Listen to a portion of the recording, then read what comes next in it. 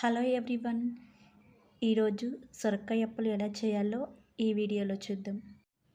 ముందుగా సొరకాయని ఈ విధంగా తురుముకోవాలండి. నేను ఇక్కడ ఒక కప్పు తీసుకున్నానండి. ఇలా తురుముకొని నేను ఇక్కడ ఒక కప్పు తీసుకున్నాను కదా, అదే కప్పుతోటి 1.5 బియ్య పిండిని తీసుకోవాలండి. ఇప్పుడు ఇందులోకి కరివేపాకుని తీసుకోండి. ఒక 2 పచ్చిమిర్చిని ఇలా చిన్నగా కట్ చేసి తీసుకోండి. ఒక 7-8 పచ్చిమిర్చిని ఇలా మిక్సీ పట్టి ఇప్పుడు 1 టేబుల్ స్పూన్ అల్లం పేస్ట్ని తీసుకోండి.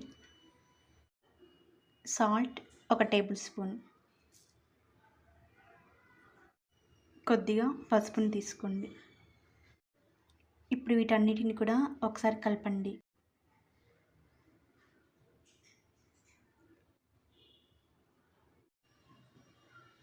ఒక కప్పు బియ్యపిండి,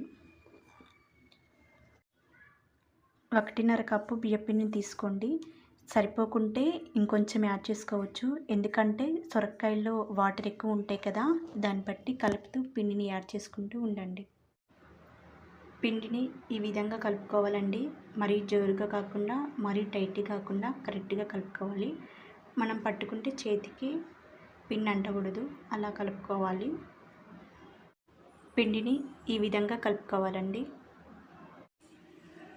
ఆయిల్ హీట్ అయిందండి. హీట్ అయ్యాక ఒక్కొక్కటి వేస్తూ ఉండాలి. లో ఫ్లేమ్లోనే వేయండి.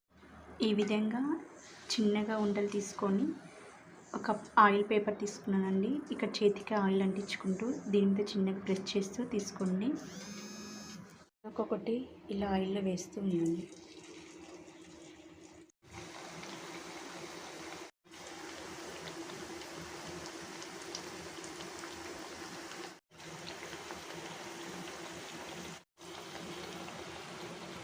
ఇలా 2 సైడ్స్ తిప్పుకుంటూ కాల్చండి. మిగతావన్నీ కూడా ఈ విధంగా చేయండి.